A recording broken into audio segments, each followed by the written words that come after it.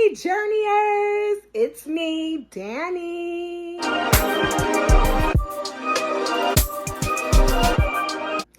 So today we are going to be doing a cooking vlog.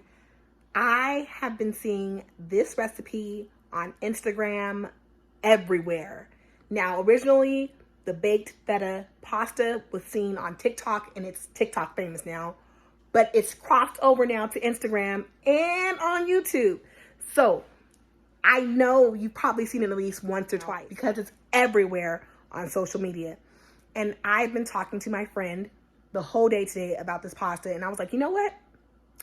I'm going to make it. So I said, I'm not just going to make it. I got to let my journeyers see how I'm making it so y'all can do it too at home. Like, what kind of friend would I be if y'all didn't see the process? So I have some ingredients here that I want to show you guys for my pasta that I have. So normally on the trend, they have it with 4 ingredients, which is going to be your pasta, your feta cheese, your grape tomatoes, and you're also going to have some basil. That's normally how you do it with those 4 ingredients.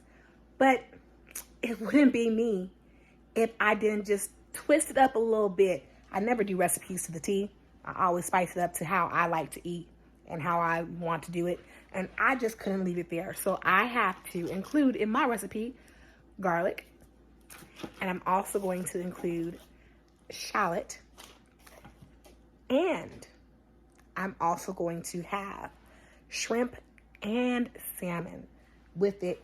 Not to mention some spinach. So that's how I'm going to do my little baked feta pasta today. And I'm going to try to recreate this TikTok trend. So I'm going to show you guys so you can do it too, because they don't really show you step by step of how to cook the pasta. It's just boom, bam, done. Like, nah, tell me, I want to know. So I'm just going to do it and see how it goes. So let's get into it. All right, y'all. So what I'm going to be doing now is washing my tomatoes with some white vinegar. Just a little bit of it. I don't know why I always wash my vegetables with it, but I heard it was good to do. So that's what I do. Every single time I wash any type of vegetable, even meat, I do put vinegar in meat too. So these are the grape tomatoes that I have, and I'm going to just let them soak for a while. And after I let them soak, I'm now going to rinse them off. Please don't mind me and my nails. It is kind of hard to do things with nails, but hey, I'm getting it done in the kitchen, okay? Next, I'm going to get some fresh water and some more vinegar and put in the spinach that I have into that water and let that soak. My tomatoes are now on a paper towel and I'm letting them dry while I'm doing this.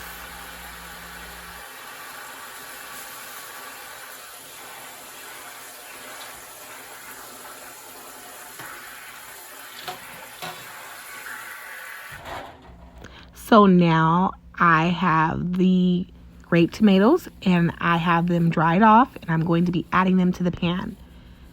And I'm adding them to the pan a little bit at a time because some weren't dried all the way completely. So I'm taking those ones and wiping them off completely to make sure they're completely dry before placing them in this pan. I did not want to use a regular pan. I decided to use a disposable pan because once this pasta is complete and done, I just want to have an easy cleanup. So this pan actually worked out pretty great. So as you can see, all of my grape tomatoes are now in there. If you like tomatoes, you should add more. But I don't like tomatoes, so I didn't add a lot. I'm now going to try to attempt to open up this feta cheese. Look at me struggle at doing that. I didn't know how to open it, so watch me. I get a knife. Yes, I get a knife to open it. When in doubt, find something sharp and you're going to get what you need. I then proceed to cut it, and I'm going to take it out of the package and do as all the TikTok videos do. and place that sucker in the middle of the pan. You're going to see it right about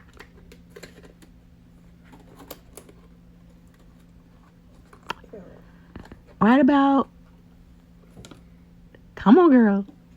There we go. Right about there is when I place it in the pan in the middle. And now we're going to go to the next step. So off camera, I cut up the shallot and I'm now spreading that around in the pan. Spread it evenly. And then I'm going to take some extra virgin olive oil and I'm going to pour that over the tomatoes and the feta cheese and the shallot. But I can't tell you how much I use. I just, as you can see, I freestyle. So if I had to guesstimate, which is a guess and an estimate put together, I would say that's about 2 tablespoons. When I cook, I don't measure. I just go off of what I know will taste good. And the more you cook, you'll know as well. So I'm going to do about a teaspoon of seasoned pepper because I don't like regular pepper. We got to jazz it up some. So seasoned pepper is very jazzy. It wakes your food up. And then I'm going to sprinkle some kosher salt, which you're seeing right now. And you can sprinkle as little or as much as you like to on that. Next, I'm going to do some garlic powder and sprinkle about maybe a teaspoon of garlic powder. And then I'm going to use some onion powder. And that's going to be maybe, again, about a teaspoon. So I'm going to use this onion powder here. Sprinkle, sprinkle, sprinkle. And then after the onion powder, I'm going to use some Italian seasoning. And I am going to try to sprinkle. It's not working. So what does that mean? I'm going to have to unscrew it and take off the top. But that wasn't working, y'all. So guess what? I had to use a knife. I'm telling you, when you can't do it, go for a knife and you will get whatever you want open in the kitchen, okay? So now that that's open, I'm now going to sprinkle some Italian seasoning on there. I think I used probably about 2 teaspoons of Italian seasoning. You can use more or less. Again, y'all, it really is up to you. But if you're a beginner, use 2. I'm now going to use some oregano in this mixture. And I am sorry about it not being focused. It will focus up again in a second. Here's some thyme. Don't use too much thyme. Maybe like sprinkle, sprinkle, sprinkle, sprinkle. And then that's it. Like just a little bit of thyme. A little bit of thyme. Now I'm going to use some crushed red pepper. I do not like spicy food like at all, y'all. At all. But I will say this made the flavors in the food so great. So you have to use this, okay? Even if you don't like spicy, just use as much as I used. If you do like spicy, use more. But this crushed red pepper really did make the dish. I'm adding the garlic, and this is what it looks like after all the seasoning is placed in the pan. And I'm going to put it into the oven for 400 degrees for 30 minutes. Now I'm going to boil my water, but before doing that, I got to season my water. Do not boil noodles and just plain water. Season y'all water, okay? Trust me, it makes a difference. So I'm going to use some kosher salt, and I'm also going to use a little bit of chicken bouillon. And I'm going to add that to my pan right here, as you can see. And I'm going to cover that and let that boil. And once it boils, we'll add the noodles a little bit later. But until then, let's cook the salmon. So we're going to get some EVOO, that's extra virgin olive oil, and we're going to place it in the pan. And we're going to turn the pan on, or turn the heat on, to medium heat. Let it heat up. And once it's heated up, we're going to take our salmon and place it into the pan, skin side down, and let it get a good crispy outside first before flipping it over. And that would take probably about 3 minutes. And once the 3 minutes is up, we're going to then flip it over. But the seasonings I placed on the salmon is seasoned pepper, kosher salt, onion powder, garlic powder, and some Old Bay. And that's it. You can add more or different seasonings if you want to, but I decided to just keep it, in my mind, simple. So I flipped it over and I realized it didn't work. So I cannot have my skin looking like that. So I cooked it for 3 extra minutes, and then I'm going to place the salmon into the oven. So I placed it in the oven for about maybe 5 minutes and then took it out. And now my water is boiling, and I'm going to add my pasta, and I'm going to let this boil for 10 to 12 minutes, closer to 12 minutes for me. Now, it's been 30 minutes of this in the oven, and I am going to pull it out and add the shrimp to it. And I'm going to let the shrimp cook for about 5 minutes in the oven. The oven is still on 400 degrees. So I'm going to let this sit for 5 minutes, and this is what it looks like after the 5 minutes. And I'm adding some fresh basil. And the basil does make a difference if it's fresh. I'm telling you. Make sure it's fresh. And I'm now going to smash the feta and the tomatoes up and, mix it all together. The famous TikTok video right here is the mixing and mashing of the oven mixture. So this was really easy to do. As you can see, that's done. I'm now going to add this fresh spinach on top. And then I'm going to I'm going to take this garlic and pull it out. Now, guys, I had a hard time with this garlic and trying to get it out of the skin. So I would suggest next time, just use minced garlic. It's way easier, okay? It took me probably about 5 minutes trying to get that little bit of garlic that I got out.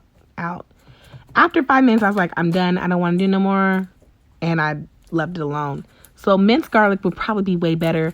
And I probably would add the minced garlic in the pasta before placing it in the oven. My spinach is not wilting like I want it to. So I put the hot noodles over it so that it could wilt. I don't know why I didn't cook the spinach first. I thought in my mind that if I mixed it with the mixture, it would just wilt because of the heat. It didn't do that. So, yeah, I'm just placing the noodles on top. Now, mind you guys, this is my first time making this ever. I've never made this pasta at all, and I wanted to try it. So, this is a trial and error. But in the end, I did win, okay?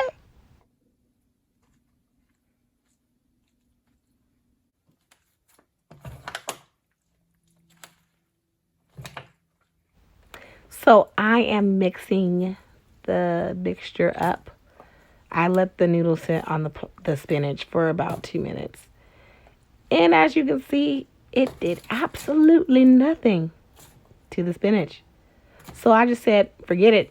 I'm just going to mix this up and we can go to plan B. And what is plan B, y'all? I'm going to put this back in the oven. All right. But I'm going to mix it up first before I do put it back in the oven. My oven was still on. So I am going to make sure it's thoroughly mixed and everything is combined very well. And then after everything is mixed in together, I'm going to add a little bit of cheese. Y'all should see it in probably about the next few seconds.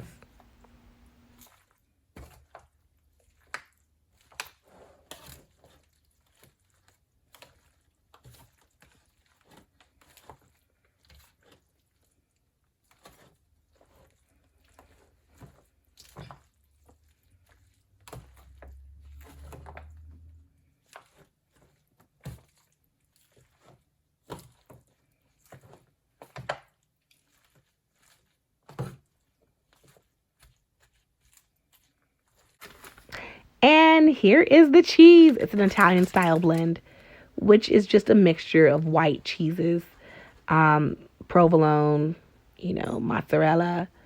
You get the gist of it. I'm going to sprinkle it on top, and I'm going to probably put maybe 1/4 of the bag on top of it. I'm not going to put too much cheese on top. I just want a little bit so I can make the pasta a little bit more creamier.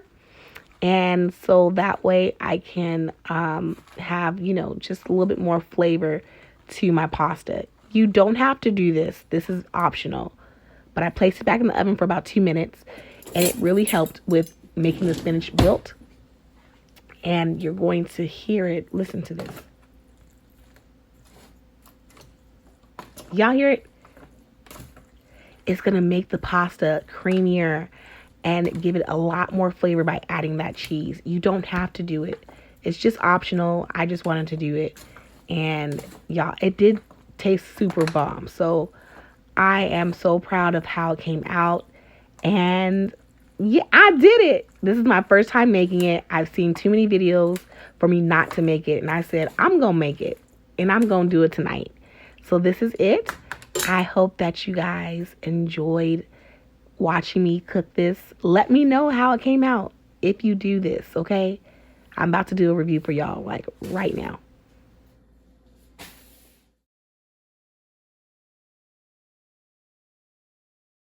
All right, y'all. I finished. It is done.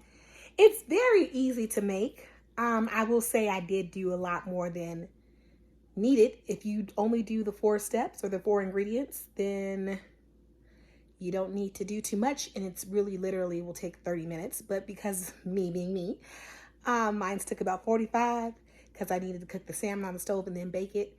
But everything turned out really great. I'm finna try it right now. So let's get into it. Pretty hot. I just picked up pasta, a little bit of spinach, it's hanging. I would show y'all the plate, but I don't do really good plating, so sorry. But let's try it.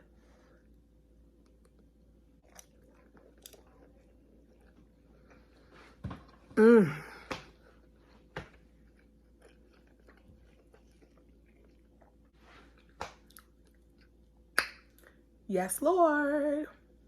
That is it. It's so good. You can taste the feta and the olive oil. I hate tomatoes, but I still tried this recipe. You can't really even taste the tomatoes like that. Like, they're baked very well enough for you not to be too tomatoey. The spinach is a great touch to it, but you could go without it. I think next time I just won't do the spinach. It's not necessary. But really good. Let's try the salmon next. Okay, so here's a piece of the salmon.